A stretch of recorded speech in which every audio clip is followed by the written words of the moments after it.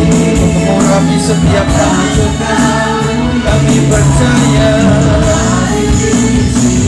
memulihkan, menyembuhkan yang terluka, bersamaku memulihkan kembali. Mari angkat kami di hadapan Tuhan. Kuasa dari tempat maha tinggi, Bapa kekal mulia, Kau hadir di sini, memulihkan hati, menyembuhkan yang terluka, bukan bersamamu, Bapa memulihkan hati, bersamamu. Sekali lagi katakan bukan tenang, bersamamu, Bapa. Terima kasih ya Tuhan. Kami percaya ketenangan hanya ada di dalam Tuhan saja. Dan begitu banyaknya hiruk pikuk dunia ini dengan segala informasi yang terjadi, tetapi kami percaya hanya dekat Allah saja kami tenang. Dan ini bagian kami berusaha untuk mendekat kepada Tuhan. Bicaralah Tuhan supaya kami semuanya diberkati. Hamba-Mu yang menyampaikan juga diberkati, dan kami semuanya yang mendengar juga diberkati. Terima kasih berkat untuk semua jemaat yang hadir.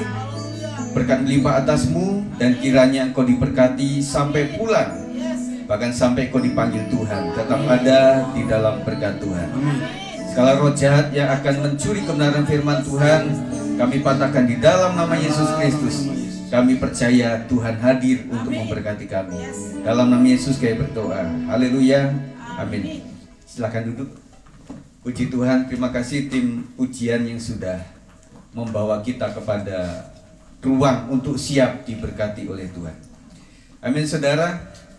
Apapun keadaan saudara dalam seminggu ini, ada yang sakit, ada yang di rumah juga masih, tetapi ada juga saudara yang masih sakit tetapi sudah hadir. Saya berdoa supaya Tuhan menyembuhkan saudara. Puji Tuhan saudara, kemarin kita sudah konser gabungan, ada anak-anak youth juga yang hadir berhubungan dengan Bang Krusel yang kita bersyukur, dan juga Pak Ferry yang kemarin juga kita doakan untuk pertambahan umur saudara. Nah, ulang tahun itu boleh, tetapi untuk membuat kita mensyukuri 1 tahun lagi Tuhan tambahkan, dan kemudian mendoakan supaya kedepannya tetap dalam kesehatan. Nah saudara, manusia memiliki trikotomi, ada roh, jiwa, dan tubuh. Nah tubuh harus seimbang saudara. Saudara makan, minum setiap hari, tetapi kadang-kadang juga ada sesi di mana kita harus berpuasa. Kata medis berpuasa itu bagus loh ya. Nah puasa kita adalah untuk supaya kita itu terjagai rohani kita.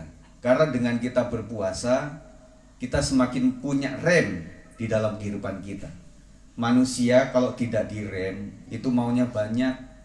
Betul bapak-bapak, ibu-ibu punya kehendak begitu banyak, makanya mesti punya rem. Bapak-bapak juga banyak memiliki kehendak dan juga keinginan, dan kita harus mengerem itu dengan puasa.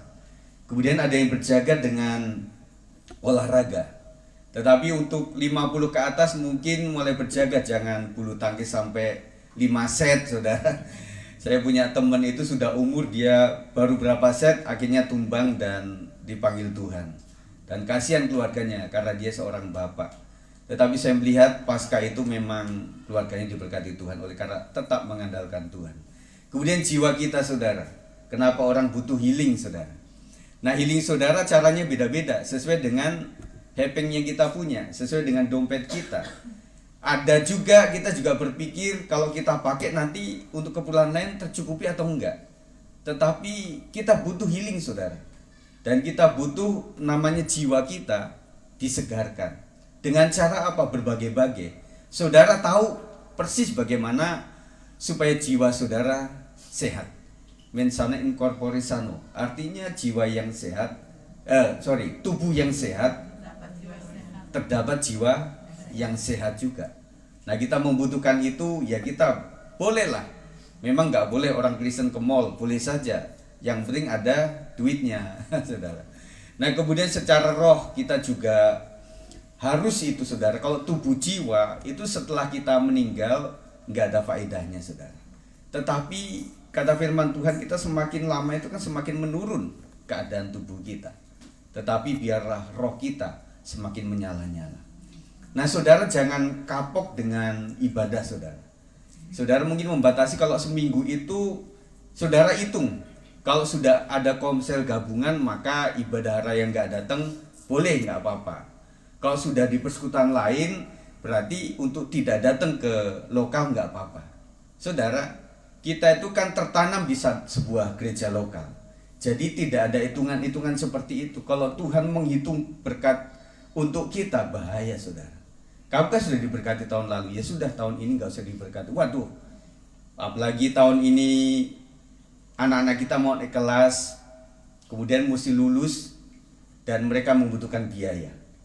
Dan kita mendoakan untuk minggu depan, ingatkan saya, supaya anak-anak dikumpulkan, kita doakan yang mau kenaikan kelas, yang sedang mau ujian, dan juga untuk ujian akhir, yang mau lulus.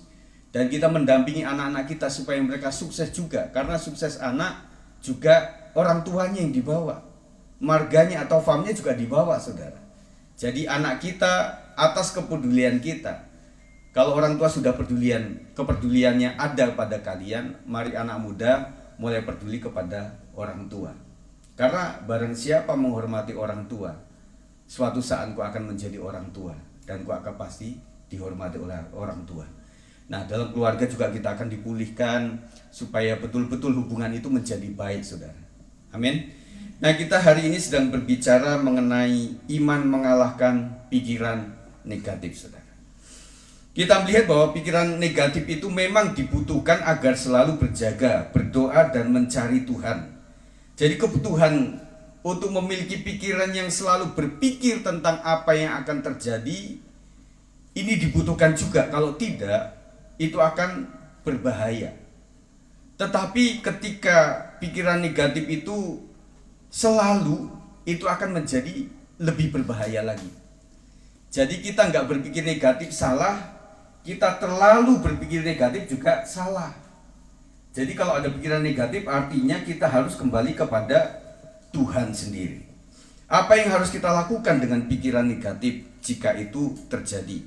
Saudara berusaha kuat untuk menjagai untuk tidak negatif. Tetapi kita melihat bahwa pikiran manusia itu ada saja negatif kepada orang. Impresi, ingat saudara, impresi itu kalau tidak didewasakan, dipulihkan, itu berbahaya. Saudara pernah bertemu dengan orang pertama kali, saudara punya penilaian seperti apa namanya impresi, itu akan terus akan berkembang. Nah, kalau itu berkembangnya secara negatif, itu bahaya, meracuni di dalam kehidupan kita. Nah, bagaimana firman Tuhan bicara tentang ini semuanya, kita belajar sama-sama ya. Jangan kapok ya saudara, karena saya adalah pengajar, jadi saya kayak mengajarkan sesuatu kayak dosen begitu. Pembacaan kita ada dalam Filipi 4 ayat 4 sampai yang ke-9. Saudara bisa melihat ke belakang. Kita akan baca bergantian. Mari kita berdiri saudara, supaya kita nggak ngantuk. Ya, waktu hujan kita ngantuk, waktu kita nggak hujan juga ngantuk saudara. Karena kita habis nonton bola, jadi membuat kita imbasnya masih ada sampai sekarang. Ya, bersyukur Indonesia akhirnya bisa mencetak gol. Ya, puji Tuhan, siapa penggemar bola? Bersyukurlah untuk itu saudara. Ya, ayat 4 saya akan memulai saudara, nanti ayat 5 dan selanjutnya sampai ayat 9. Bersukacita senantiasa dalam Tuhan. Sekali lagi kukatakan, bersukacitalah.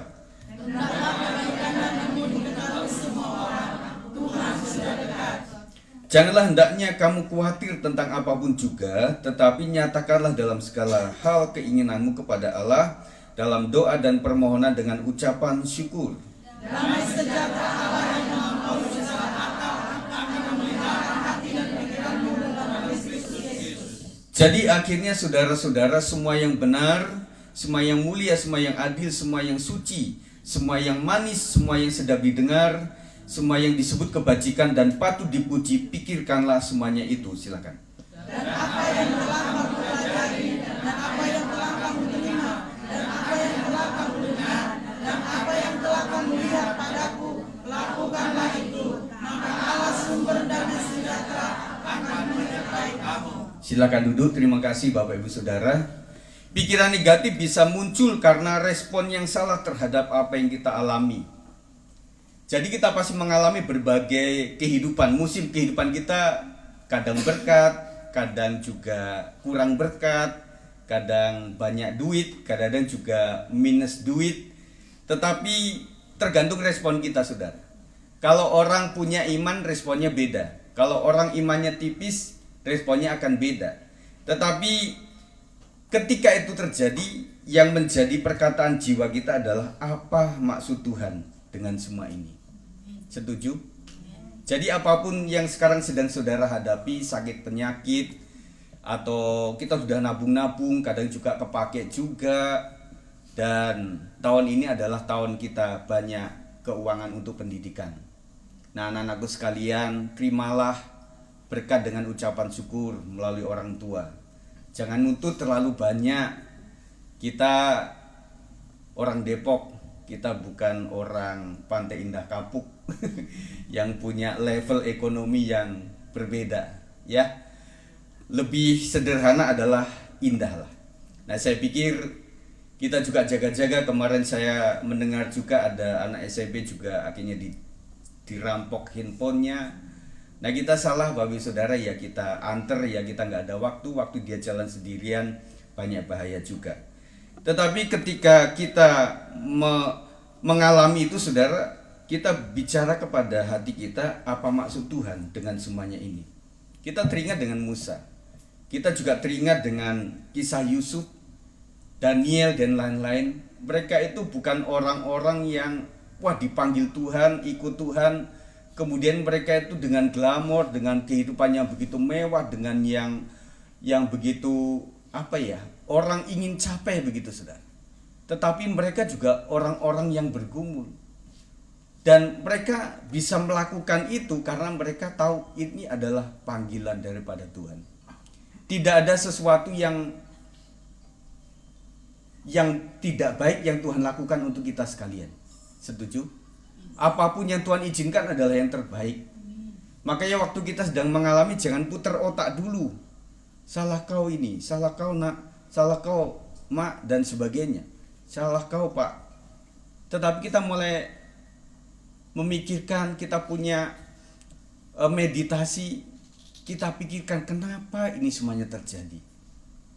Ada izin Tuhan yang Tuhan jadikan terjadi atas kita, dan Tuhan itu memberikan kekuatan kepada kita. Itu bedanya. Tetapi kalau orang menanggung dengan kesalahan sendiri, itu agak beda rasanya. Betul, saudara? Kalau orang merasa bahwa karena Kristus aku menderita, itu adalah sebuah kemuliaan. Yang artinya kita bisa menyadari bahwa ini kita sedang dibersihkan.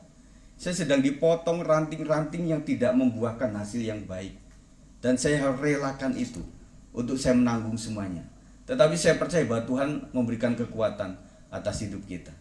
Makanya kasih orang-orang di sekitar rumah yang selama ini menolong kita, yang membawa kita ke rumah sakit, yang mengantar kita ke kamar mandi, yang membawa kita dengan makanan yang cukup, itu adalah perpanjangan tangan Tuhan sendiri.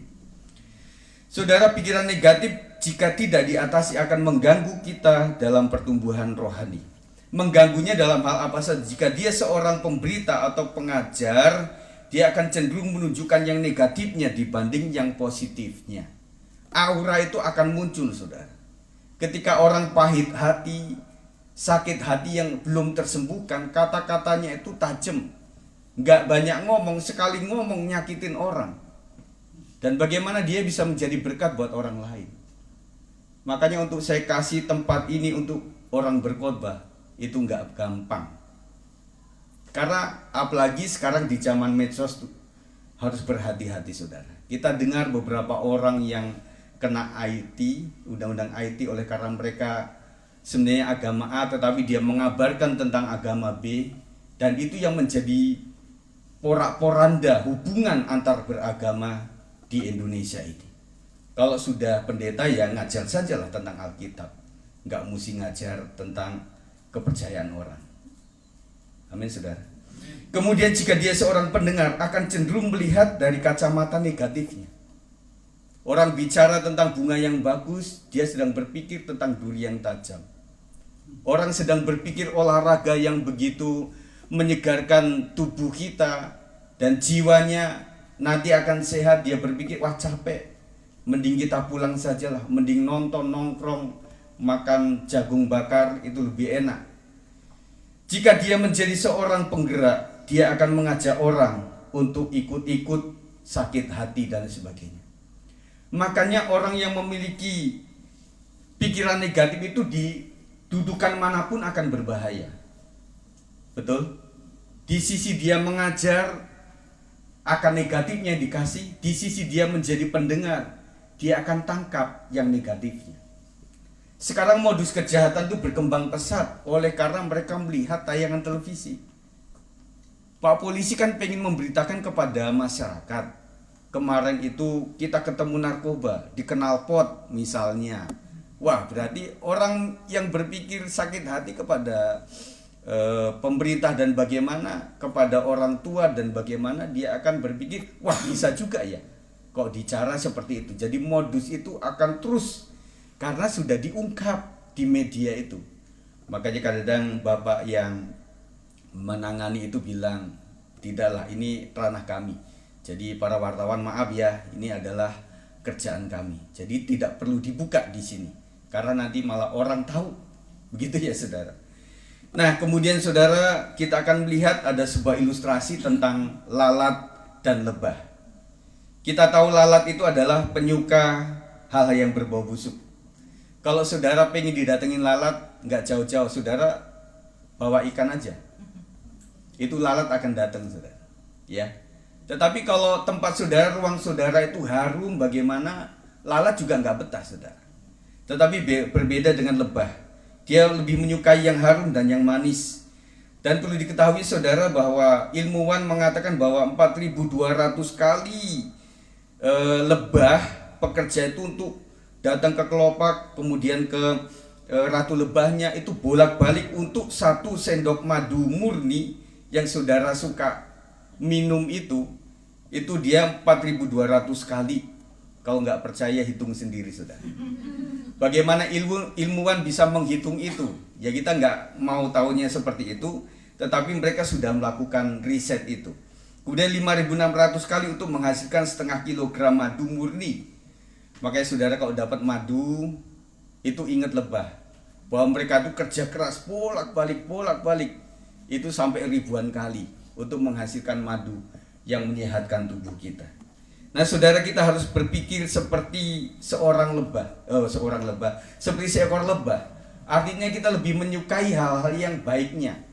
Nah, suatu kali di Krismon masa lalu saya melihat bahwa orang itu sebenarnya tidak bercita-cita untuk ikut menghantam ruko atau menghantam toko-toko waktu itu kan zaman 98 itu kan. Tetapi karena ada batu bekas orang ngumpulin di situ, akhirnya dia ikut juga ngambil juga. Dia pang gitu kan, kena kacanya, lumayan enak juga saudara. Jadi apa-apa kok ngelempar kena, itu di tangan juga enak. Kata orang nembak juga begitu, kalau misalnya buruan itu kena, itu di tangan juga enak. Nah, kami waktu kecil itu kan dekat sama hutan. Jadi kalau orang berburu, dari suara tembakannya itu kita tahu.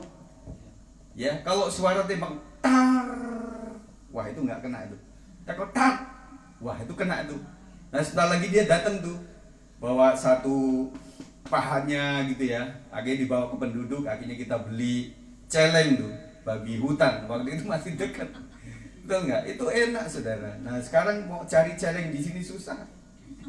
Nah rasanya kayak gitu. Jadi kita bisa berbuat onar atau apa itu karena ada sesuatu yang mendahului. Makanya jadi perintis yang baik saudara. Jangan mengajak orang untuk tidak baik. Nah, bagaimana cara mengatasi pikiran negatif? Yang pertama adalah tetap bersukacita di dalam Tuhan. Filipi 4 ayat 4-5 mengatakan bersukacitalah senantiasa dalam Tuhan. Sekali lagi kukatakan bersukacitalah. Hendaklah kebaikan hatimu diketahui semua orang, Tuhan sudah dekat. Orang yang memiliki kebaikan hati tentu akan mudah tetap bersukacita. Kalau orang baik hati itu lebih mudah bersukacita, dalam artian ya kita bisa gitu loh. Artinya pikiran kita bahwa yang terjadi ini tidak mungkinlah Tuhan tidak tahu. Yang saudara sering lupa itu adalah Tuhan mah cuekin saya, sehingga membuat kita tuh marah sama Tuhan. Tetapi kalau orang punya konsep tentang cerita kehidupan orang-orang percaya, dia akan tetap bisa bersukacita. Dan sukacita itu harus diketahui sama orang, saudara. Makanya pelayan di sini harus senyum, penari harus senyum, apalagi Aser dia harus senyum, itu supaya mengisyaratkan sebuah sukacita gitu loh. Masa Aser kita kasih topeng, senyum gitu, padahal muka di dalamnya lagi hancur gitu kan. Nah kita nggak mungkin seperti itu, tapi harus diketahui oleh semua orang. Ada sebuah frase saudara, the joy of the Lord is our strength. Sukacita kita hanya datang dari Tuhan saja. Sukacita adalah pemberian Tuhan di dalam hati orang percaya. Jadi sukacita itu muncul oleh karena Tuhan. Tidak sekedar healing-healing tadi saudara. Saudara bisa healing sementara, saudara sukacita. Tetapi habis nyampe ke rumah, lihat cucian banyak, lihat bahan dapur mulai kurang, udah mulai cabai membusuk, garam juga sudah dikit. Nah saudara, hilang sukacita itu. Tetapi kalau yang datang dari Tuhan, itu datangnya dari dalam saudara. Perintah bersukacitalah senantiasa berarti kita didorong untuk mengaktifkan sukacita kita. Kita harus press the button.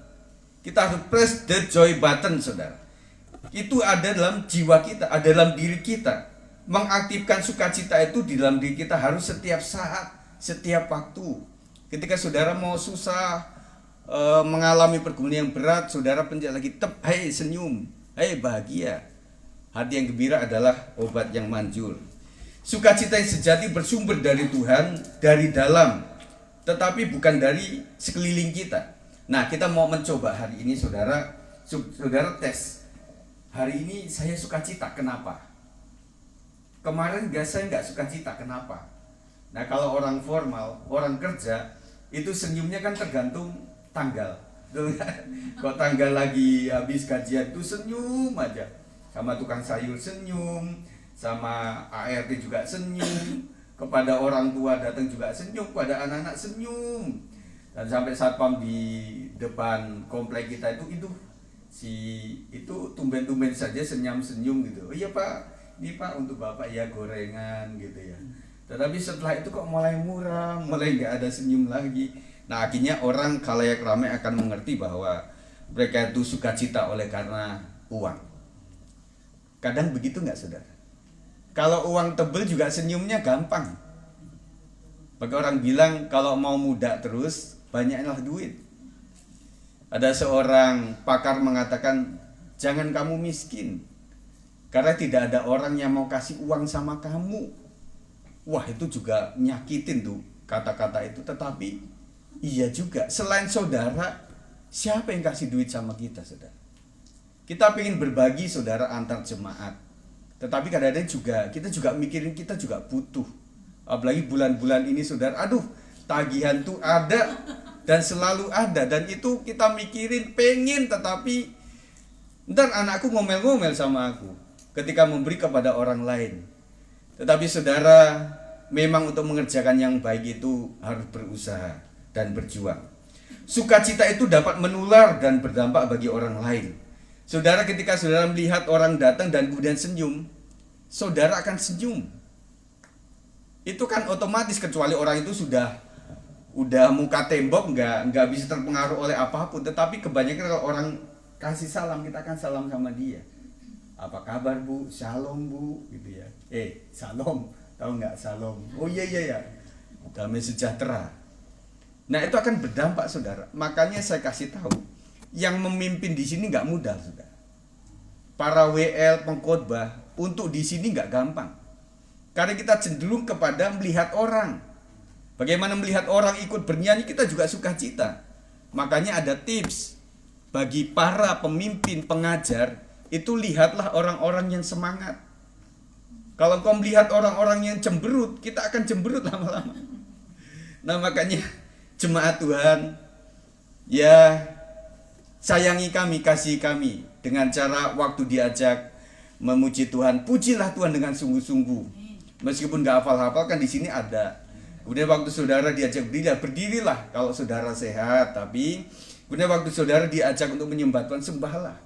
Karena kita juga menjadi enak begitu loh. Untuk kita TikToknya enak begitu ya. Senyum dibalas senyum, tetapi umpat juga dibalas umpat. Nah hari-hari ini saudara banyak pertengkaran di lalu lintas. Oleh karena balas membalas. Betul.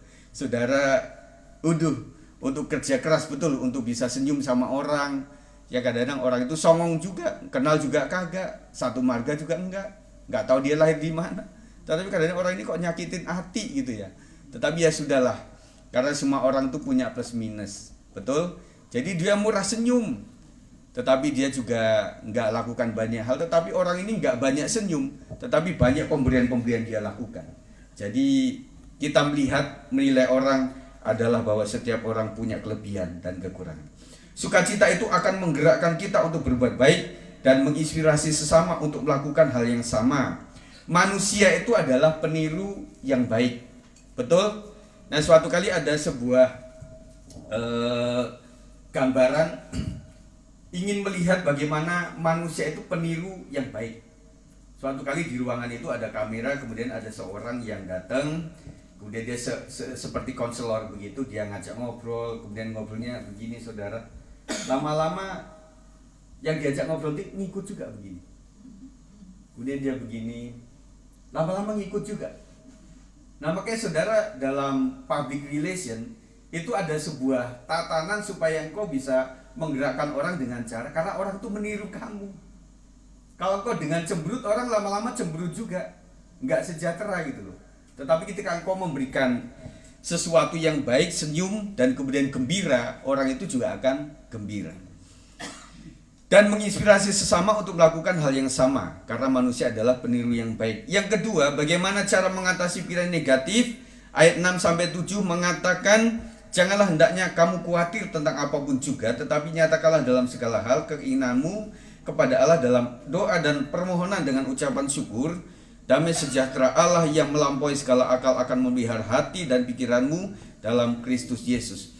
Untuk melawan kekhawatiran yang pertama adalah harus menyerahkannya kepada Allah dalam doa dengan ucapan syukur, bukan menggerutu saudara. Saudara udah serahkan kepada Tuhan. Tuhan, saya serahkan sakit ini kepada Tuhan. Aduh, gara-gara dia ini yang buat saya sakit kayak gini. Betul-betul. Saudara akan tambah sakit saudara. Tetapi kita harus terima kasih Tuhan untuk sakit ini. Saya menyerahkan sakitku dalam tangan Tuhan. Saya tahu Tuhan punya cara untuk memberikan saya kehidupan yang lebih baik, untuk memangkas segala sesuatu dalam hidup saya yang kurang berkenan. Mungkin dengan sakit ini saya mulai memperbaiki hidup dengan baik. Begitu saudara. Kemudian yang kedua, percaya bahwa Allah adalah sumber damai sejahtera yang memelihara hati dan pikiran kita. Saudara mau mencari damai kemanapun juga rasanya susah didapat saudara. Ya, ke gunung tinggi ku naik mencari damai, ke lembah curam ku turun mencari damai. Dapat nggak saudara? Yang pulang kampung ke gunung-gunung, yang pulang kampung ke lembah-lembah, ke pantai-pantai, ke tempat wisata, damai itu ada nggak? Ya sekilas itu waktu itulah, ketemu sama teman-teman, silaturahmi, habis itu urusan sendiri. Pulang ke rumah masing-masing urusannya udah sendiri-sendiri. Dan akhirnya kita bilang, aduh kenapa ya kemarin kita sudah plesiran, udah uang banyak kita keluar, kemudian ya gitu-gitu aja. Makanya orang yang sudah begitu banyak melakukan healing begitu, kadang-kadang berpikir ya sudahlah, tahun ini kita akan tabungkan untuk masa depan anak, keluarga dan sebagainya. Saudara, pemelihara hati dan pikiran kita dengan damai hanya datang daripada Tuhan saja. Makanya kita coba mencari, Tuhan aku kok enggak damai ya, ada apa ini? Kadang-kadang sekali waktu itu menyentuh hati kita dan membuat kita berpikir mau apa ya, atau jajan atau makan banyak, atau kita mencari restoran yang baik, atau kita mengumpulkan teman-teman, atau bagaimana, kita pusing ada mikirin seperti itu, baru kita mau pergi dulu ya sama teman. Jangan, kau di sini saja lah, kau mau kemana-mana itu nggak menghasilkan apa-apa juga kan. Nah akhirnya kita juga di rumah kadang-kadang bingung juga lakukan apa. Tetapi coba, kalau kita sudah healing secara luar saudara, coba healing secara ke dalam. Tuhan, aku sediakan waktuku untuk bisa berdoa. Saudara berdoa gampang, ingat kebaikan Tuhan, saudara ngomong, terima kasih Tuhan kau sudah sembuhkan sakitku. Terima kasih ya Tuhan kau sudah sembuhkan orang tuaku. Kita berpikir saudara waktu sehat kita kayaknya rasa nyaman. Tetapi kalau menyadari anggota keluarga kita sakit, kita itu bagian tubuh, itu juga akan merasa banyak yang terganggu. Anak-anak muda sekalian, kalian masih kukuh selama ini oleh karena masih sehat semuanya. Tetapi ketika ada, apalagi kalau yang punya orang tua ada di Nunjau di sana di Medan, kemarin seperti satu keluarga yang mesti pulang, ya itu luar biasa, harus diurusin karena kan mendadak. Apalagi kalau orang meninggal kan nggak ngomong-ngomong. Nah aku mau meninggal ya, siapkan duit ya, kurang lebih 10-20 juta ya, karena bulan depan saya meninggal. Waduh saudara, kan nggak ada yang begitu. Ini dia mau meninggal cara apa kan begitu. Kebanyakan mendadak saudara. Yang ada sakit masih mending tuh. Kalau orang tua di kampung sudah mulai sakit, nah mulai kumpul-kumpul tuh anak-anak. Jangan-jangan kita nggak tahu, langsung dikabari dia sudah nggak ada. Kita harus siap untuk ada duit supaya kita siap untuk membeli tiket pesawat terbang. Karena kalau orang Kristen, ya puji Tuhan itu masih ada lama ya. Tetapi kalau orang bukan Kristen itu kan hari itu juga. Nah kita punya saudara yang kepercayaan lain dan kemudian meninggal, nggak ada duit, ya sudah. Kita cuma video call, menangis di situ. Lain kali ya nang, kita mau pergi nanti waktu ucapan syukur atau waktu penghiburan, kami akan usahakan datang. Nah selama ini kita fine saudara, oleh karena tidak ada yang sakit. Dan biaya rumah sakit itu luar biasa. Kenapa di BPJS itu ngantrinya minta ampun? Karena memang kebanyakan orang sakit. Dan mereka sudah bayar itu setiap bulan. Kenapa nggak dipakai? Sayang dong. Udah pemerintah sudah menyediakan itu, ya sudah. Kita pakai, akhirnya ngantri semuanya saudara. Waktu kita bilang, suster, saya mau berobat ini istri saya sudah seperti ini. Oh ya maaf, tunggu aja ya Pak, karena nggak ada kamar, kan begitu. Dan yang tahu ada kamar atau tidak kan cuma mereka. Yang maha tahu kan cuma mereka. Kita pasien keluarga nggak tahu. Setelah itu ada utusan lain. Sis, kita mau periksa ini ya. Kita bayar sendiri ya. Oh iya, silakan tunggu aja Bu. Nggak sampai 10 menit. Silakan Bu. Dengan kursi rodanya di bawah, sakit hati kita. Betul nggak? Nah akhirnya saudara pengen yang murah juga bebannya begitu luar biasa. Kalau sakit panu dibawa ke rumah dulu masih bisa. Tetapi kalau udah begini bagaimana saudara? Harus ditangani secepatnya. Nah itulah keadaan kita saudara. Nah biasanya kekhawatiran akan membawa kita kepada ketakutan. Tetapi ketakutan yang berlebihan. Saudara pernah nggak takut? Harus dong. Kalau orang nggak punya takut itu bahaya. Ya, kita harus punya takut tetapi yang positif. Takut masa depan bagaimana? Takut nanti nggak ada yang bayar sekolah. Takut nanti nggak ada yang biayain rumah sakit. Harus ada rasa itu. Nah kita mengajak untuk anak-anak kita juga memiliki rasa itu. Kalau enggak, masa depan asal saja. Dan tidak menaiki tangga dengan secara alami.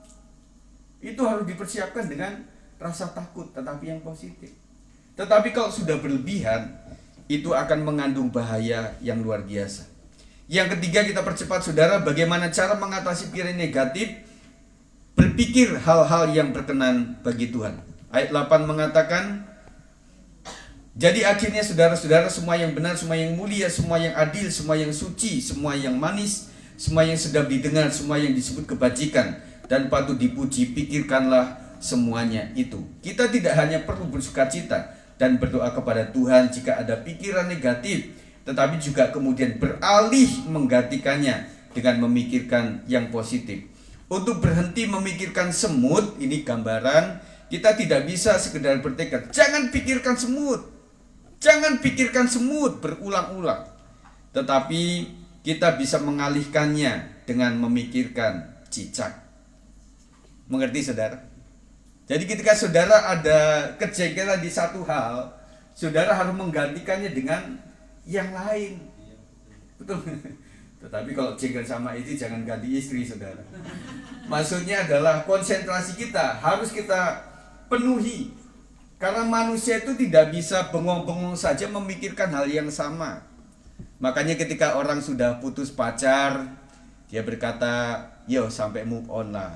Masa kamu berkata bahwa dialah segala-galanya. Kita orang percaya dia segalanya kan hanya Yesus Kristus.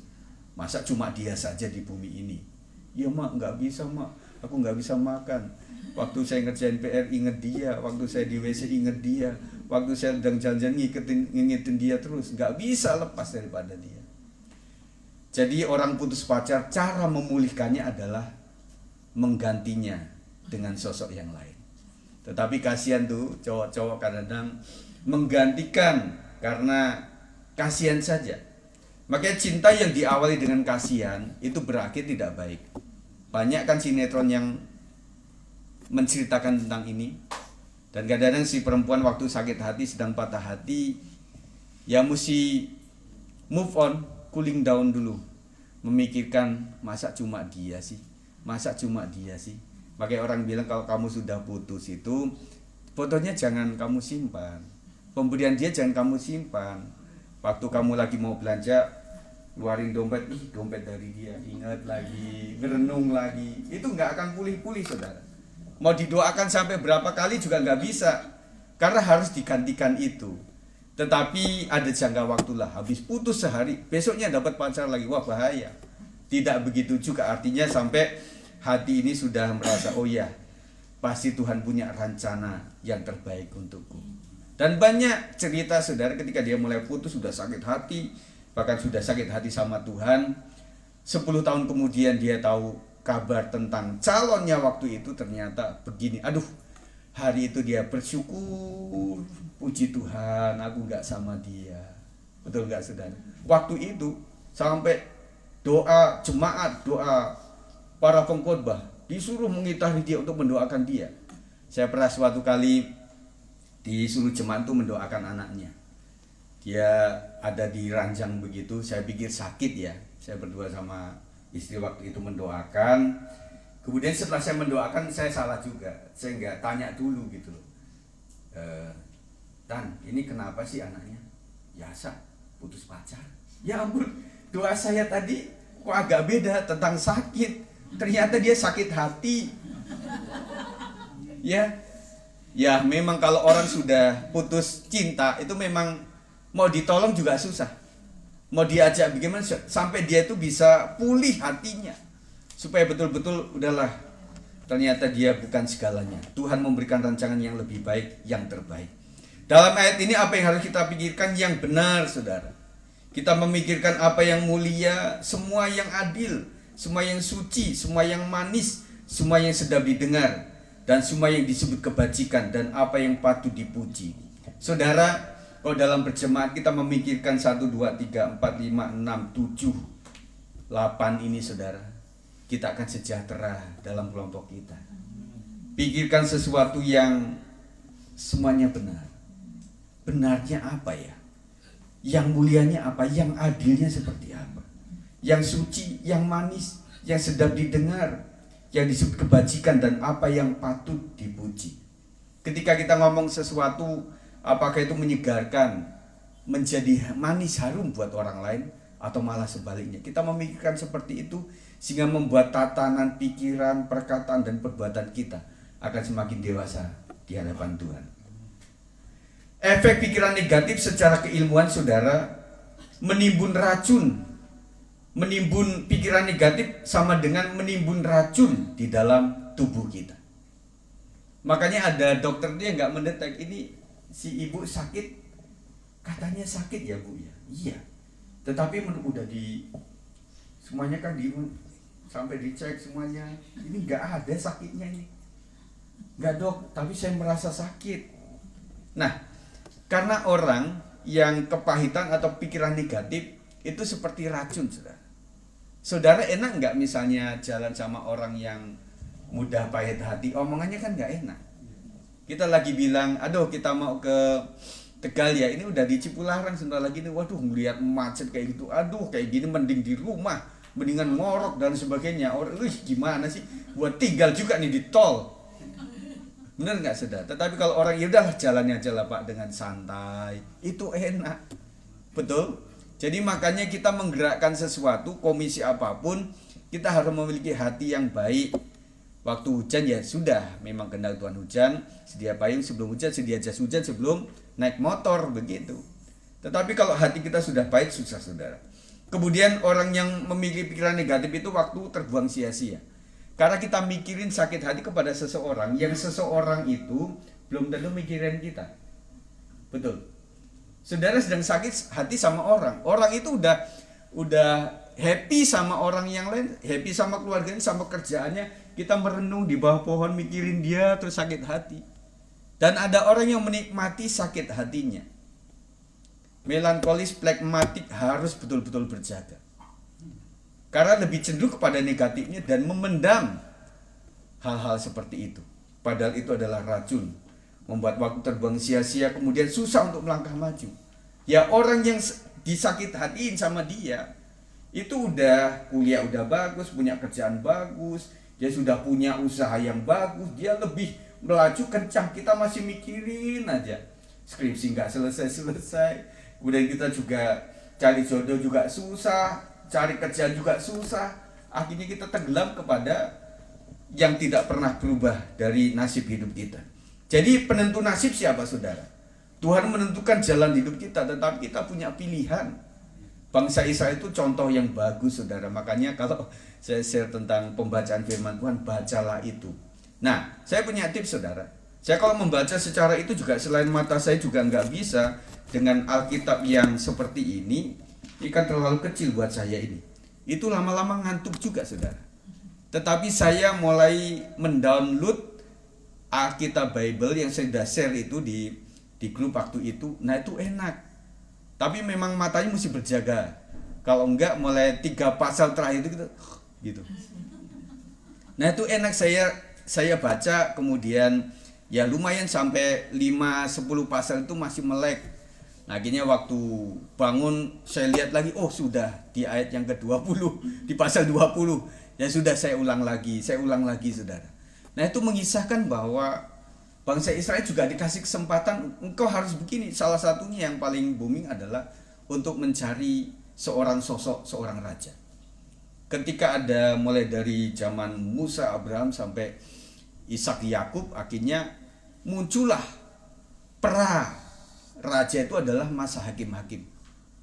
Kemudian mereka udah nggak tahan dengan seperti itu, makanya mereka mencari seorang raja. Dan akhirnya Samuel bilang kepada Tuhan, bagaimana ini umatmu? Mereka itu marah karena mereka membutuhkan seorang raja katanya. Lakukanlah seperti apa yang mereka mau. Karena yang mereka tolak bukanlah kamu Samuel, tetapi akulah sebagai Tuhan, sebagai raja mereka.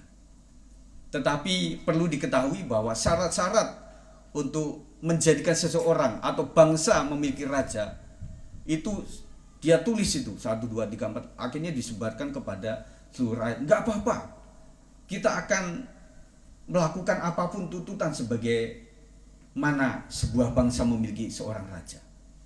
Dan sampai sekarang pun Israel itu begitu kekehnya karena seorang pemimpin, ya saudara tahu itu, dan membuat bangsa-bangsa juga jadi riuh begitu saudara. Nah akhirnya jadi Tuhan itu punya kehendak, tetapi manusia juga punya pilihan.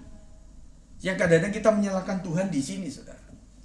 Bagaimana Pak dengan orang-orang pilihan Tuhan, bahkan Raja Daud kan itu sebagai sahabat Allah, tapi istrinya juga banyak. Apalagi Salomo, dia punya istri 1000, yang resmi 700. Bayangkan saudara, gundinya 300.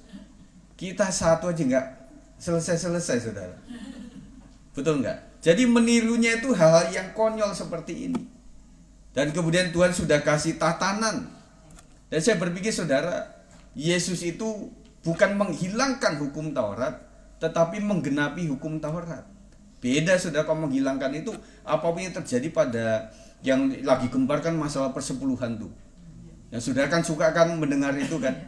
Kayaknya Pak Sigit GB ini nggak bener nih. Yang bener nih kayak gini nih. Saudara, saya sudah kasih ajaran tentang sebuah persepuluhan. Minimal beginilah yang kita tahu itu, kita ada di sinode mana saudara. Karena sinode itulah yang mengolah keuangan dengan caranya sendiri. Makanya nggak fair kalau orang bicara tentang persepuluhan, padahal dia sinode dia tidak melakukan itu. Nggak fair. Kita punya pengolahan yang luar biasa.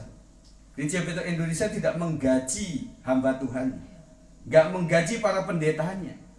Mereka hidup dari iman saudara. Daripada saudara itu mencari ajaran bidat, ajaran Kristen progresif lah, kemudian yang lain-lain itu saudara mau pelajari setiap hari, lama-lama kita sesat saudara. Yang paling benar adalah filter. Yang penting saya memegang ajaran yang benar. Ajaran benar sesuai Alkitab seperti ini. Udah orang masa bodoh ting lah, dia ngomong apalah terserah saja. Nah itulah yang harus kita lakukan. Ada 1800 bidat di seluruh dunia. Kalau setiap hari kita belajar satu bidat, nggak sampai 3 tahun kita sesat semuanya saudara. Daripada pengen tahu tentang mereka, tetapi sedikit tahu boleh. Mereka tidak percaya dengan Tuhan sebagai Yesus sebagai Tuhan. Dan sejak awal saudara adanya konsili yang sudah berabad-abad mereka ketemu dan kemudian mencetuskan bahwa Alkitab 66 kitab itu sudah benar ya. Dan ada beberapa kitab yang sudah tidak dimasukkan kanon karena dianggap tidak sesuai, Injil Barnabas dan sebagainya. Dan inilah yang sudah berabad-abad kita percayai. Yang kedua adalah Yesus adalah Tuhan dan Juru Selamat. Nah, Kristen progresif itu sebenarnya ajarannya sudah lama saudara. Cuma orangnya baru, casingnya baru, dan orang medsos masalahnya dia itu. Jadi membuat kita juga, iya benar juga ya, bahwa Yesus itu ya memang tokoh yang baik, tetapi Tuhan dan Juru Selamat ya belum tentu. Dan ajaran tentang pemberian persepuluhan dan masing-masing setiap sinode beda-beda. Nah GBI itu setiap lokal mengelola keuangannya sendiri-sendiri. Saudara hari ini kan di sini kan kolektor kita seperti ini. Saudara misalnya ada di tempat lain GBI juga, mereka punya pengelolaan keuangan juga beda. Saudara kenal dengan Mbak Siti, dia bilang begini, di gereja saya itu ya, mereka itu jemaat disuruh ke depan di setiap minggu pertama untuk memberikan persepuluhan. Kata dia, aduh saya sampai ngutang-ngutang, nggak enak, masa amplop kosong gitu ya dikasih. Sampai kadang-kadang gaji setelah kemarin itu ditunda untuk dipakai supaya mengerjakan itu setiap minggu pertama. Saya berpikir, saya kok mengerjakan seperti itu, waduh. Saudara mungkin, wah apaan sih Pak Sigit ini? Tetapi saudara, jadi persepuluhan itu bukan melakukan sesuatu yang berbeda nilai, tetapi orang itu akan diberkati dengan cara memberikan. Ya saudara, dan banyak ajaran-ajaran lain yang kalau kita lihat itu malah membuat kita malah terdistorsi otak kita. Tetapi harus kita kembali kepada back to the Bible. Sudah daripada melajari apa itu saksi Yehova, apa itu namanya gereja setan, apa itu gereja Mormon, apa itu, alah, mending kita belajar Alkitab. Jadi orang berkata apa? Alkitab bicara begini. Orang mengajar tentang persepuluhan begini, Alkitab bilang seperti ini. Orang mengajak saya untuk begini, kita begini. Sudah selesai saudara. Ya, setuju saudara?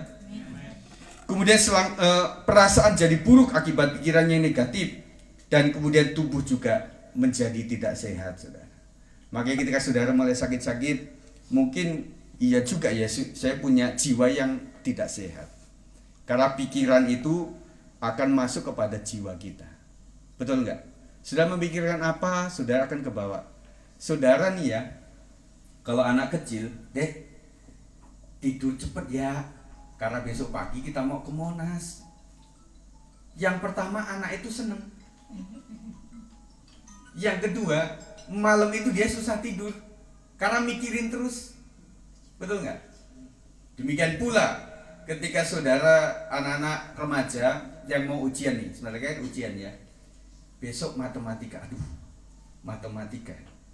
matematika is mati-matian. Jadi membuat saya nanti bagaimana rumusnya nggak hafal-hafal, udah ditulis di dinding, tulis di kalender, tulis di meja, nggak hafal-hafal juga. Ada rumusnya kan banyak, saudara. Saya dulu jurusan biologi A2, saudara. Jadi saya ngapalin rumus kimia, Mechiku Hibiu, dan kemudian ada ada PB, ada CO2, ada H2O, dan macam CO2 dan sebagainya. Saya hafal. Tetapi sampai dulu kan ada peta ya, yang ada gambarnya itu Mechiku Hibiu, rumus-rumus sampai nggak tahu anak sekarang ditulis begitu nggak. Zaman kami dulu itu kamar kita itu penuh dengan rumus-rumus, sampai pintu-pintu juga ditempelin itu semuanya. Itu anak zaman dulu. Ya, kalau anak sekarang kan semuanya ada di handphone tuh. Aduh, makanya Bu, gimana ya nilai-nilai anak sekarang itu kita belajar enggak? Nanti bisa kok, bisa. Wah, bisa. Gimana setelah pulang? Kau bisa mengerjakan? Bisa, Pak. Wah, ya seneng juga. Tetapi kan bertanya, betul nggak dia belajar untuk mengerjakannya? Tetapi inilah anak-anakku ya, musimnya sudah berlalu. Mengapa selalu negatif kepada apapun dan siapapun? Mungkin ada trauma yang dianggap selesai juga. Saya pernah waktu itu punya pikiran yang tidak baik dan membuat saya nggak sehat waktu saya menjelang skripsi, sudah. Jadi saya anggap selesai. Itu tahun 92 ke sana lah. Saya berpikir udahlah nggak usah skripsi. Saya jadi pengerja, udahlah ngepel, nyapu. Jadi saya jadi pengerja itu betul-betul, saudara, luar dalam. Artinya nggak cuma melayani pujian, musik, tetapi saya nyapu, ngepel. Makanya kalau nyapu segini mah sipil buat saya, artinya remeh gitu loh. Artinya gampang lah. Waktu saya pengerja itu sampai mungkin ada 5 kali ini. Dan kemudian kursinya kan kursi zaman dulu tuh, yang bangku kayu panjang, aduh, itu boros di pel. Kan setiap ngepel itu nyangkut dan kemudian rontok. Jadi pel yang tebel segini lama-lama sebulan itu jadi tipis, kayak rambut yang rontok gitu ya. Nah itu sudah akhirnya, aduh, benar-benar saya bekerja keras untuk itu. Nah waktu itu saya bilang udahlah, gak usah skripsian. Waktu itu saya tinggal di Pamulang, dan ke Petamburan itu kalau sudah ngelewatin Ciputat itu kan macet, tempat macet, dan ada mikrolet D01, kita bilang doi ya, itu kan yang udah, aduh saya capek lah begini. Ya udah, saya anggap selesai saja. Temen tanya, Git gimana skripsi? Aman. Gembala saya si almarhumah, Git gimana skripsi? Aman tante. Tapi gak kerja sudah. Pokoknya tipikalnya kalau semester akhir itu lucu-lucu. Ada yang tiap hari bawa map, tapi kosong mulu, nggak dapet itu yang namanya judulnya aja nggak dapet, apalagi yang lain gitu loh. Akhirnya saya bilang, udahlah saya mesti berusaha. Nah suatu kali ketika dalam keadaan diam itu kadang saya sesenggukan, sudah. Kadang susah tidur. Dan zaman dulu kan adanya tip deck yang side A side B. Nah saya akhirnya coba nyetel itu, saya bisa tidur. Mulai agak gini, tak habis, side B mesti diulang lagi. Mau beli yang bisa side A side B otomatis mahal, Sony waktu itu. Aduh nggak kuat saya. Akhirnya bingung, sampai di merenung itu, sampai cicakku mengganggu. Cicak pacar, saya lempar sendal juga di. Kemudian ada jam itu yang kalau sudah jam 12 itu kan itu juga mengganggu, saudara. Aduh, saya ini silent sekali, nggak bisa tidur, rame sekali, kadang juga nggak bisa tidur juga. Kadang di saat rame, enak ditidur, lama-lama dia diam cerita, ya bangun lagi. Saya itu orang yang susah tidur dan cepat bangun. Saya orangnya. Bersyukurlah kalau Bapak Ibu Saudara cepat tidur meskipun susah bangun. Itu lebih bahagia, Saudara. Setiap ini kesentuh apa udah molor aja. Makanya di KRS selalu mau turun Depok selalu ke Bogor, kelewatan, Saudara. Nah, saya itu mudah bangun dan juga susah tidur waktu itu. Tetapi akhirnya saya berpikir kayaknya skripsi. Akhirnya saya berpikir saya nggak banyak ongkos, saya nggak banyak duit, saya harus ada di perpustakaan saja. Akhirnya saya menggali tentang Alkitab saja. Akhirnya saya ya dari kamar ke perpustakaan itu saja begitu, Saudara. Akhirnya selesai juga. Nah, setelah selesai itu saya bisa berbadan gemuk waktu itu ya. Nah, enggak sekarang. Nah, waktu itu saya mulai bahagia. Kemudian saya ajak teman-teman pengerja yang tidur di gereja waktu itu, yuk kita ke makan bersama yuk. Di mana? Ada satu warung namanya Cak Friend ya. Nah, memang orangnya itu friendly sekali gitu ya. Halo Mas Sigit, ya gitu ya. Nah, senang itu makan situ. Dan yang saya membuat gemuk itu adalah selain skripsi selesai, saya itu makan soto Betawi waktu itu. Santannya kan gitu. Makanya hari ini kadang suka pegel sininya. Oh, waktu itu kenapa waktu kecil saya suka makan babi kampung, babi peliharaan itu yang putih itu. Nah, setelah menjelang wisuda itu saya suka makan soto Betawi. Wah, santan semuanya itu. Makanya hari-hari ini saya mulai periksa-periksa. Kadang-kadang melihat Indomie atau melihat yang sudah goreng juga sudah nek duluan. Itu tandanya kita sudah mulai kolesterol. Saya lupa bahwa saya udah 50 ke atas. Atau adakah kekhawatiran yang berlebihan, Saudara? Nah, kekhawatiran yang berlebihan juga membuat kita juga akan berpikir selalu negatif apapun juga. Makanya Saudara tangkap pesan hari ini bahwa apapun itu, jikalau mulai berpikir sesuatu yang negatif, berarti saya harus jangan saya ngomong negatif kepada orang. Saya jangan ngomong negatif kepada orang supaya saya menjadi berkat buat orang lain. Mari para pemain musik saya undang. Ada dua bentuk pikiran negatif, baru sebatas pikiran, kebanyakan tidak terjadi. Kalau cuma sebatas pikiran, kebanyakan tidak terjadi. Yang kedua, sesudah berupa informasi sudah fakta, artinya kita harus datang kepada Tuhan. Karena kita percaya bahwa Tuhan itu bisa mengubah kutuk menjadi berkat. Amin, Saudara. Dan kemudian bagaimana sebagai kesimpulan cara mengatasi pikiran negatif? Yang pertama, berusaha selalu bersukacita. Bersukacitalah senantiasa. Kemudian senantiasa berdoa kepada Tuhan. Yang kedua, mengadu kepada Tuhan, bukan kepada orang lain. Dan yang ketiga adalah senantiasa berpikir hal-hal yang berkenan di mata Tuhan. Manusia akan menjadi seperti apa yang dia pikirkan dan mimpikan. Ada nasihat firman Tuhan Mazmur 74 ayat 17 mengatakan, Engkaulah yang menetapkan segala batas bumi, musim kemarau dan musim hujan, Engkaulah yang membuatnya. Saudara, kadang saat kita panas kita juga menggerutu, mengeluh. Dan kemudian saat hujan kita juga mengeluh karena bocor di mana-mana, jalan kemana-mana juga susah. Makanya tips zaman sekarang ini, kalau engkau mau bepergian, lihatlah ramalan cuaca, lihatlah BMKG. Setiap anakku ini sedang pergi, Fed, kamu ada di mana? Apakah ngelewatin banjir atau tidak? Nah, orang tua mengacu kepada ini. Hari ini ramalan sampai kepada jam 3 kita tidak hujan, tetapi jam 3 akan hujan.